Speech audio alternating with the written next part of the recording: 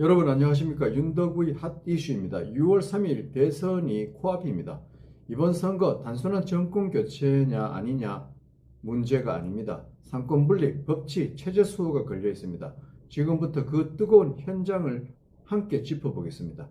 서울 민심이 변화하고 있습니다. 서울 민심이 왜 움직였는가? 5월 26일 리얼미터 여론조사 결과입니다. 서울에서 김문수 후보가 이재명 후보를 13.8%포인트나 앞섰습니다. 김문수 후보는 47.2%, 이재명은 33.4%, 이재명 후보가 여론조사에서 수도권에서 밀린 것은 이번이 처음입니다. 이건 단순한 수치가 아닙니다. 민심의 향방이 바뀌고 있다는 강력한 시그널입니다. 민심이 돌아섰다. 그것은 대한민국의 중심, 서울 수도에서 도대체 왜 돌아섰을까? 서울 민심이 흔들린 세 가지 이유를 지금부터 짚어보도록 하겠습니다.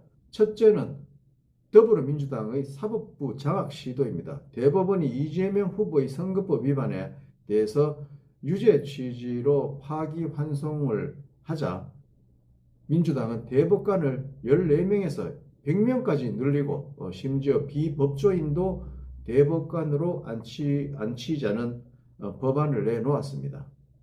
대한민국 헌정사에 이런 일은 없었습니다. 불리한 판결이 나왔으면 판을 바꾸자.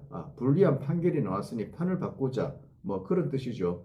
국민들은 분노했습니다. 전현직 법관, 변호사, 교수 등 800여 명이 대법원 앞에서 시국선언에 나선다고 합니다. 헌법과 법치를 파괴하는 자를 대통령이 될 수는 없다. 헌법과 법치를 파괴하는 자는 대통령이 될 수 없다. 이게 바로 서울 민심의 외침입니다. 둘째는 주한미군 감축 논란입니다. 트럼프 전 대통령이 주한미군 4,500명을 철수하겠다, 검토했다는 월스트리트의 보도가 있자 미국 국방부는 부인했지만 이미 수도권 시민들은 느꼈습니다. 이 나라 안보가 위태롭구나. 미국이 중국 견제에 집중하는 사이에 한국은 북한 방어를 스스로 책임지라는 압박이 커지고 있습니다. 그런데 이재명 후보는 이 중대한 외교 안보 이슈에 대해 입을 닫고 있습니다. 수도권 유권자들이 불안해하는 건 당연합니다. 대통령이 되겠다는 사람이 안보에 한마디 말도 못하면 그 침묵은 무능이자 회피입니다. 셋째는 방탄 유리막 유세입니다.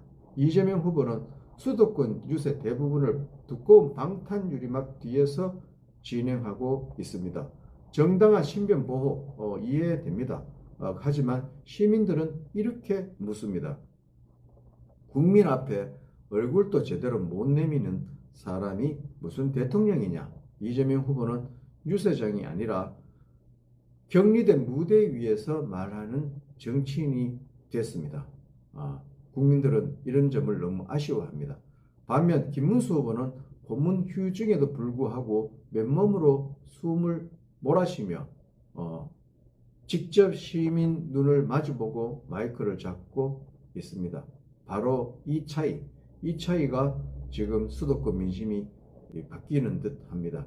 진정성은 방탄으로는 가려지지 않습니다. 그렇습니다. 사법부를 바꾸고 안보를 외면하고 유세조차 거리에서 못하는 그런 후보라면 서울 민심이 왜 등을 돌렸는지 이제는 분명해졌습니다. 이런 사태 앞에서도 국민의힘 국회의원들은 강 건너 불구경입니다. 체제가 흔들려도 법치가 공격을 당해도 입도 뻥끗하지 않습니다. 보수의 심장 TK 지역에서는 이런 말이 나옵니다. 이대로면 김문수가 이겨도 뭐가 달라지겠나? 22대 총선에서 싹 물갈이 해야 된다. 이런 분노의 목소리도 나오고 있습니다. 보수 유권자들의 피로가 무기력한 정치에 대한 분노가 폭발하고 있는 것입니다. 사실상 선거운동도 김문수 후보 혼자 원맨쇼를 하고 있습니다. 국힘의원들은 하는 척하면서 사실상 뒷짐지고 있습니다. 한편 이준석 후보는 TV 토론에서 눈길을 끌고 있습니다. 말 참 잘합니다. 하지만 현실은 참 참담합니다. 그 표는 사표가 됩니다. 이재명 후보는 2차 토론에서 직접 이준석에게 물었습니다. 단일화 하실 겁니까? 말 겁니까? 보수 단일화가 자신에게 위협이 된다는 걸 알고 있는 겁니다. 이준석 지지자들도 다시 생각해 봐야 합니다. 보수의 미래를 고민한다면 이준석의 분노보다 김문수의 진정성을 선택해야 할 때입니다. 이제 28일부터 여론조사 공표가 금지됩니다. 이른바 깜깜이 선거가 시작됩니다. 여론조사가 아닌 유권자의 판단력이 결정적인 순간이 됩니다. 여기서 한 가지 더 짚고 넘어가야 할 문제가 있습니다. 지난 20대 대선에서 광주는 84.82%, 전남은 86.10%, 전북은 82.98%가 이재명 후보를 찍었습니다.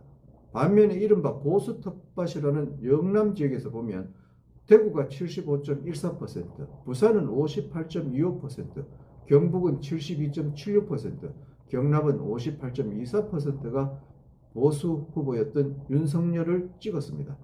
총선이든 대선이든 호남의 표쏠림 현상이 영남보다 훨씬 더 강합니다. 그런데도 이상하게 영남은 보수 골통이라는 낙인을 뒤집었습니다. 이건 과연 공정한 시각인지 잣대인지 궁금합니다. 광주는 85% 이상 민주당을 찍어도 진보의 성지라고 하고 대구는 70%선 75%만 나와도 수구골동이라고 합니다. 이 프레임 누가 만들었는지 왜 고쳐지지 않는지 궁금합니다. 보수 유권자들 특히 TK 지역의 유권자들은 이제 이 낙인에서 스스로를 해방시켜야 합니다. 양심 있는 투표가 왜 조롱을 받아야 하는지 한번 생각해 볼 일입니다. 지금은 분열이 아니라 결집할 때입니다. 이번 대선 사법부와 입법부, 행정부가 한 손 안에 들어가는 걸 막을 마지막 기회입니다. 국민의힘은 재정비되어야 합니다. 보수는 더는 침묵하면 안 됩니다. 그리고 보수 유권자들도 더는 분열로 망하는 역사를 반복해서는 안 됩니다. 이번 선거는 한 명의 대통령을 뽑는 선거가 아니라 대한민국 체제를 선택하는 투표입니다. 여러분, 서울이 변하고 있습니다. 서울이 움직이고 있습니다. 이제는 전국이 움직일 차례입니다. 지금까지 윤덕우의 핫 이슈였습니다. 시청해 주셔서 감사합니다.